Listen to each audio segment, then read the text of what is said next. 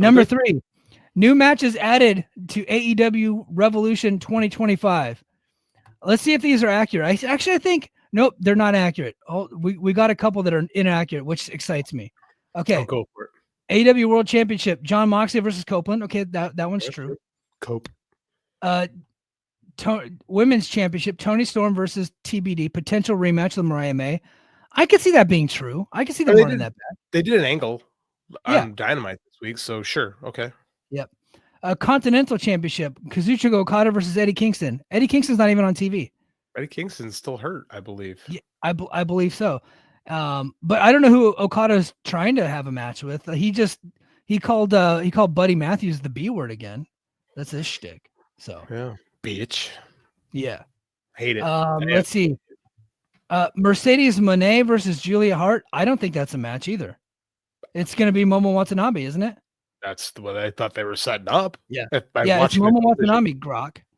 And then tag team match, the Young Bucks versus FTR, which I don't think that's true either. It's a safe bet if you're going to put money on a match that could happen, but no.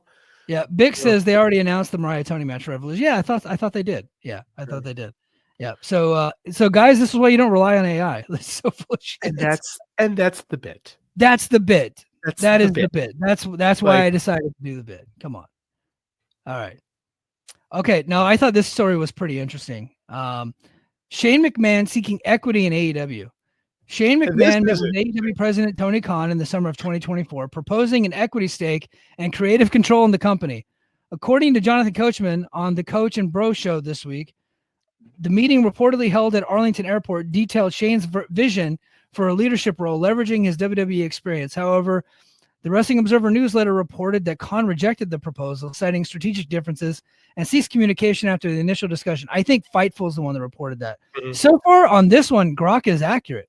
Shane's potential involvement in AEW remains speculative, but this development has sparked discussions about his future in wrestling and AEW's organizational structure. The word that Fightful used with Tony Khan ghosted him after Shane McMahon sought equity in the company, which I find to be hilarious that Shane McMahon would ask that, but also kind of makes sense.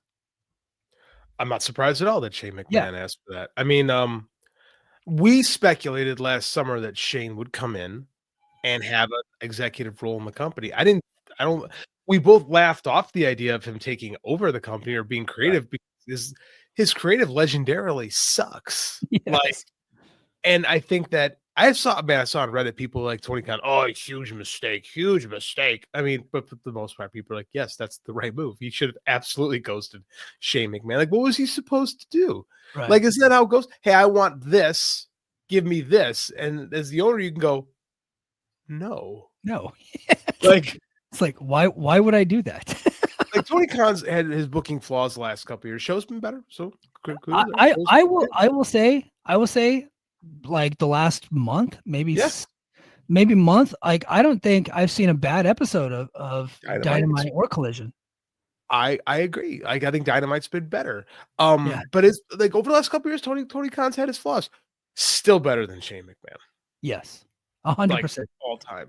Yeah, 1,000% better. In fact, I think Revolution, like the main event, is pretty weak with Cope versus Mox. But I think you go down that card and you got like Kyle Fletcher versus Ospreay in a steel cage. You got Takeshita versus Omega, which is going to freaking rule again. Mm-hmm. I'm sure Mercedes versus Momo Watanabe is going to be really good. Mariah May and Toni Storm going at it again should be really good.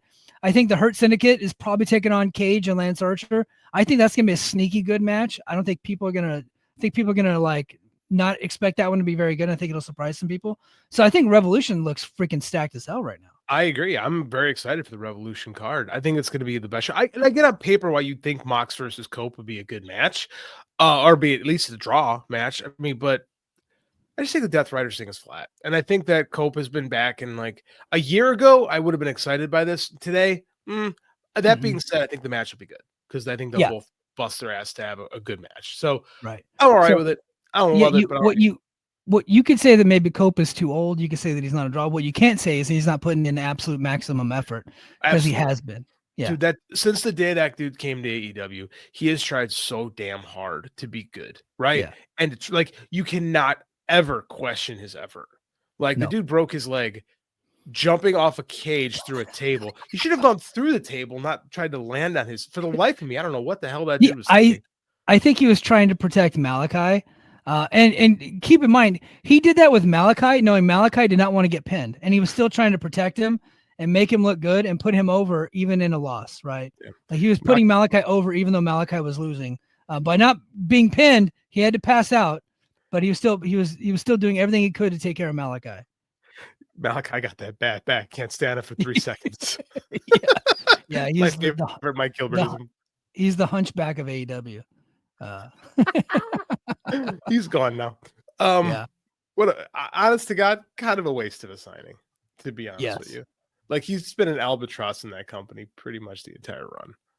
Right? Yes, he has.